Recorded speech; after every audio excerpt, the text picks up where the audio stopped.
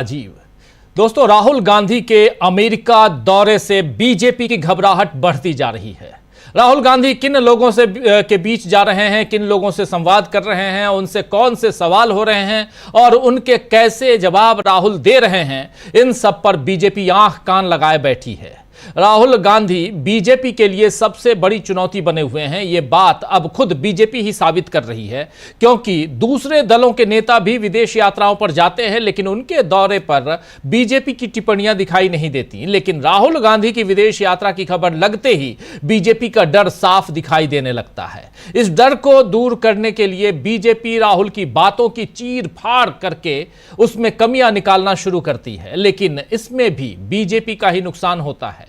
कल आपने देखा था कि टेक्सास के डलास में राहुल गांधी ने जो बोला उसे किस तरह बीजेपी ने तोड़ मरोड़ कर पेश किया, लेकिन राहुल इन सब से बेफिक्र अपनी बात रख रहे हैं और कह रहे हैं कि इंडिया में यह सब नॉन स्टॉप चलता रहता है और उनके खिलाफ बातें होती रहती हैं। आइए जरा सुनते हैं कल जो कुछ कहा था राहुल गांधी ने, उसके बाद आज क्या कुछ हुआ। अभी तक राहुल गांधी 4 अलग अलग कार्यक्रमों में हिस्सा ले चुके हैं और उनमें से कल से आज तक जो कुछ हो रहा है और हिंदुस्तान में क्यों हंगामा मचा हुआ है, इसी पर निगाहें टिकी हुई हैं। पहले इस बाइट को सुनिए, राहुल गांधी के इस बयान को सुनिए। It's always nice to hear Sam Pitroda with his experience.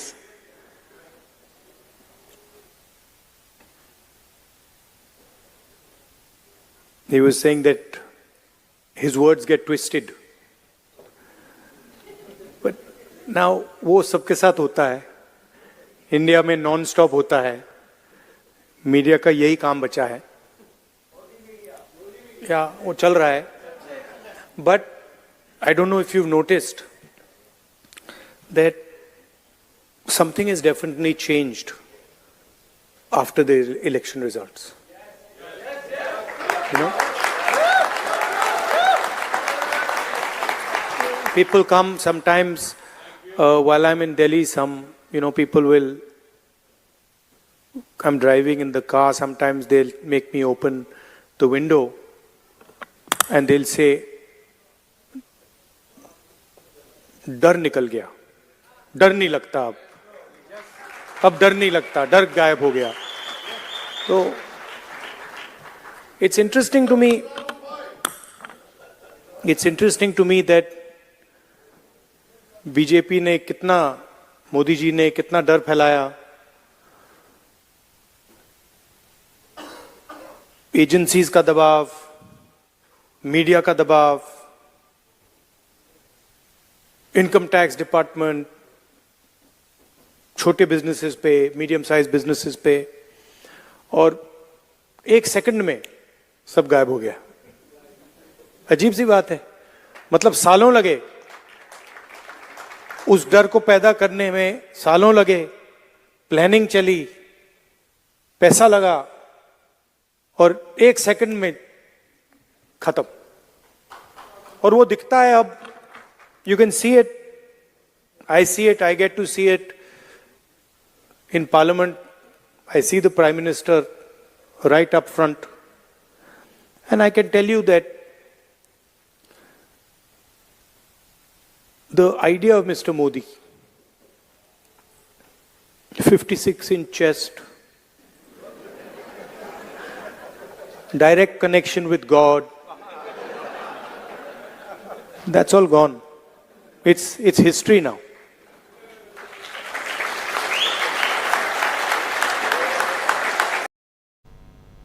तो सुन रहे थे आप, यहां राहुल गांधी को साफ साफ कह रहे हैं कि नरेंद्र मोदी का 56 इंची सीना और कनेक्शन विद गॉड, भगवान के साथ उनका जो कनेक्शन, ये सारी चीजें अब खत्म हो चुकी हैं, ये इतिहास की बातें हो चुकी हैं। इसके अलावा इंडिया में सब कुछ चलता है, मीडिया का काम क्या है और मीडिया किस ढंग से यहां बढ़ा चढ़ा के चीजों को, खबरों को दिखाता है, ये सारी बातें राहुल गांधी रखते हुए, राहुल ने एक तरफ उस मीडिया की पोल इसके साथ ही खोलकर रख दी जो तथ्यों की पड़ताल किए बगैर बीजेपी के प्रचारित एजेंडे को धार देने में अपना योगदान देता है, तो दूसरी तरफ उन्होंने सरकार की पोल भी खोल दी। अब पहले जैसा माहौल नहीं रहा जिसमें आम लोगों के बीच सत्ता का डर बना रहता है। ये सारी बातें राहुल गांधी कह रहे हैं। 2024 के चुनावी नतीजों ने देश की राजनीति में बड़ा बदलाव किया और यह बदलाव संसद से लेकर सड़क तक महसूस किया जा सकता है। इस बात को राहुल गांधी ने बड़े कायदे से आज समझाया है। लेकिन बीजेपी के लिए राहुल की बात में सबसे बड़ा झटका यह रहा कि उन्होंने प्रधानमंत्री नरेंद्र मोदी की उस छवि को अब इतिहास बता दिया है जिसे बीजेपी के प्रचार तंत्र ने बड़ी मेहनत से 10-15 वर्षों में बनाया है। चाहे कैमरा हो या माला पहनना हो, मोदी के साथ और उनके करीब कोई नहीं आ सकता। आप जानते हैं कि नरेंद्र मोदी जहां चलते हैं और कैमरा अगर है सामने तो किसी को भी वो किनारे कर देते हैं और कैमरे पे सिर्फ और सिर्फ वो नजर आते हैं। माला पहनने की बात भी होती है तो ऐसा ही होता है। इस बात के गवाह हम सब हैं। आपने भी कई ऐसे विजुअल्स देखे हैं, हमने भी देखे हैं और इसी चैनल के जरिए हमने आप तक पहुंचाए भी हैं। लेकिन अब यह सब हिस्ट्री हो गया है, यह बात राहुल गांधी ने बता दिया है।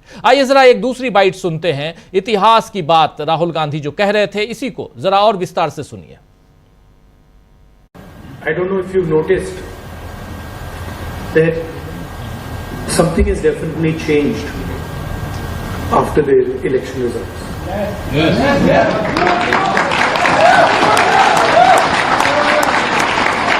People come sometimes. Thank you. While I'm in Delhi, some people will. I'm driving in the car. Sometimes they make me open the window, and they'll say,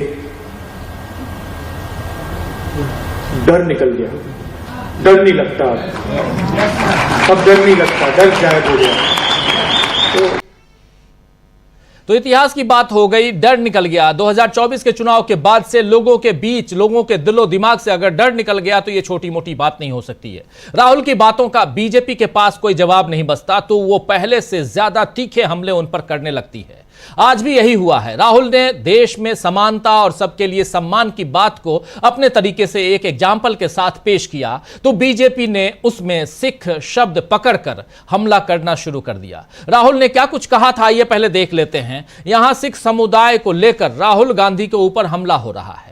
Rahul Gandhi ने दरअसल किया यह था कि अपने इसी ऑडियंस में से किसी एक से पूछा कि आपका नाम क्या है। उन्होंने बताया नाम अपना, कोई सिंह बताया। उसके बाद उन्होंने कहा कि आप सिख हैं और वो दिख भी रहे थे सिख की तरह।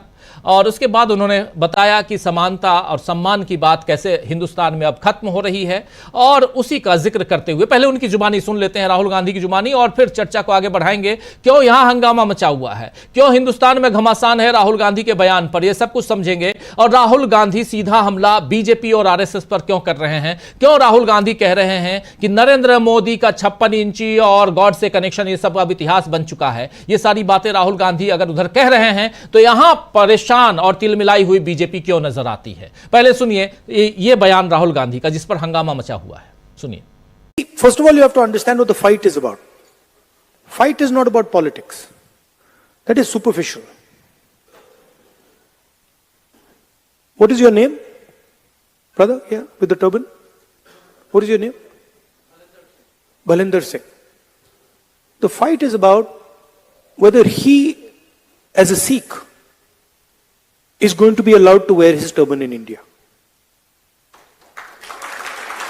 Or he as a Sikh is going to be allowed to wear a kada in India. Or he as a Sikh is going to be able to go to a Gurdwara. That's what the fight is about. And not just for him. For all religions. Fight is also about, I can see here in the crowd, people from Tamil Nadu, Punjab, Haryana. I can see all these people. Telangana, Karnataka, Andhra Pradesh. Right? So now, see, when I say Kerala, now, see, I've been a member of parliament for Kerala. So when I say Kerala, first Maharashtra, Andhra Pradesh now.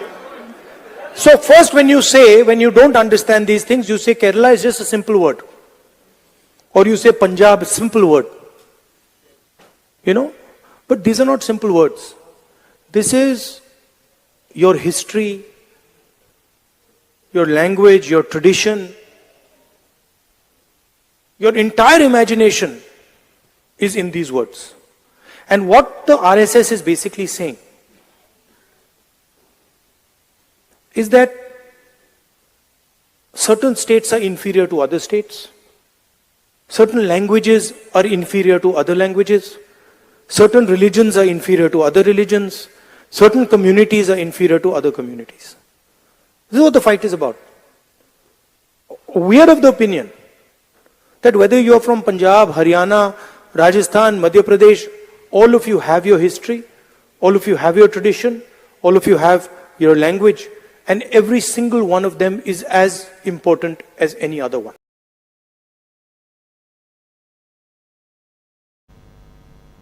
तो सुन रहे थे आप राहुल गांधी को। सीधा सीधा यहां राहुल गांधी ने जो बात कही, मनिंदर सिंह जिनसे पूछा राहुल गांधी ने कि आपका नाम क्या है, बोला कि और मनिंदर सिंह। उसके बाद उन्होंने बताया कि इन्होंने जो पगड़ी पहनी है, जो कड़ा पहना है हाथ में, ये और गुरुद्वारे की बात, ये आज की तारीख में आरएसएस जो चाहता है उस हिसाब से इनको वहां जाने में कल को तकलीफ हो सकती है। यह बात एक धर्म के सम्मान की बात है और उस पर राहुल गांधी ने जो कुछ कहा उसका सीधा मतलब यही है कि हर धर्म एक समान है, हर राज्य, हर भाषा, हर समुदाय बराबर है, कोई किसी से कम या पीछे नहीं है। लेकिन बीजेपी आरएसएस की सोच अलग है। इसमें राहुल ने कहीं भी किसी का अपमान नहीं किया, लेकिन बीजेपी नेताओं ने इस पर फिर से कोर्ट में घसीटने के लिए देश का अपमान करने वाली बातें शुरू कर दी। कहना शुरू कर दिया कि राहुल गांधी ने देश के सिखों का अपमान किया है, देश का अपमान किया है, और अगर ऐसा फिर से कहा तो कोर्ट में घसीटेंगे। बीजेपी नेता आरपी सिंह ने कहा है कि मैं राहुल गांधी को चुनौती देता हूं कि वो सिखों के बारे में जो कह रहे हैं उसे हिंदुस्तान में कहें, मैं उनके खिलाफ केस दर्ज करूंगा, मैं उन्हें कोर्ट में घसीटूंगा। ये कह रहे हैं आरपी सिंह, बीजेपी नेता हैं। वहीं दूसरी तरफ गिरिराज सिंह कह रहे हैं, गिरिराज सिंह ने 100 चूहा खा के बिल्ली चली हज करने वाली जो कहावत है उसको याद दिलाते हुए कहा कि कांग्रेस जो आजादी के बाद तुष्टीकरण की राजनीति करती रही है, सिखों को खत्म करती रही, अब सबक सिखाने की कोशिश कर रही है। यह बात कह रहे हैं गिरिराज सिंह। लेकिन बीजेपी इस तरह के हमले करके फिर से मोदी का पलड़ा ही कमजोर कर रही है, क्योंकि बीजेपी के हमलों से मोदी उन सवालों से नहीं बच सकते जो उनके 10 साल के शासनकाल में उठने लगे हैं। आज मणिपुर में जो हालात हैं या जम्मू कश्मीर के साथ जैसा सलूक हुआ, उनसे वहां की जनता खुद को कटा हुआ महसूस करती है। और यही बात अल्पसंख्यकों, दलितों, ओबीसी तबकों पर भी लागू होती है, क्योंकि कई ऐसी घटनाएं हैं जिनमें जाति, धर्म या प्रांत के आधार पर भेदभाव हुआ है। राहुल इस भेदभाव को दूर करने की बात करते हैं और बीजेपी इस पर उन्हें घेरती रहती है। बीजेपी की इस प्रतिक्रिया से समझा जा सकता है दोस्तों कि राहुल गांधी नाम की चुनौती का सामना किस तरह करना है, यह बीजेपी को समझ में नहीं आ रहा है। और यही सबसे बड़ी दिक्कत है बीजेपी के सामने। खैर, आइए इस दिक्कत को और थोड़ा आगे बढ़ाते हैं बीजेपी के लिहाज से अगर देखा जाए तो, और कैसे राहुल गांधी नाम का सामना बीजेपी करेगी। लेकिन राहुल गांधी के पास अभी और वक्त है अमेरिका में। आज रात जब वहां दिन की शुरुआत होगी और वाशिंगटन डीसी में राहुल गांधी हैं, उनके कई सारे कार्यक्रम हैं। उसके अलावा कल राहुल गांधी मीडिया को संबोधित करेंगे, प्रेस कॉन्फ्रेंस करेंगे, वहां भी बहुत सारे सवाल उनका इंतजार कर रहे होंगे। तो आइए दोस्तों, आज न्यूज पॉइंट में चर्चा करेंगे कि क्या राहुल के सामने